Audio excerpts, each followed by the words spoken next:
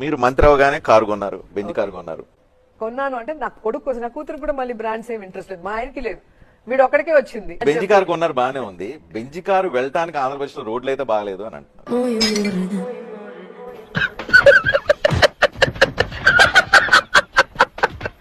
Roads మీరు చూడండి ఎక్కడికి వస్తారు, ఏ జిల్లాకు వస్తారు నేను చూపిస్తాను. ఈ రోజు మీకు చూస్తే 2014 నుండి 2019 వరకు చంద్రబాబు నాయుడు రోడ్లు వేయడానికి చేసిన ఖర్చు 23,792 కోట్లు.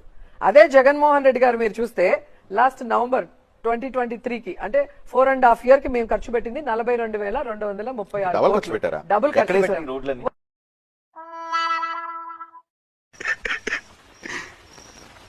రండి, అంటే నేను ఎక్కడికి పారిపోను కదా, నేను నగిరిలోనే ఉంటాను, మీరు రండి, అక్కడి నుంచి అన్ని ఆ చూపిస్తాను. జిల్లా వాళ్ళు ఆల్రెడీ పారిపోయి హైదరాబాద్ వచ్చి పరిశ్రమలు పెట్టుకున్నారు, అమర్ రాజన్ తరిమేశారు మీరు.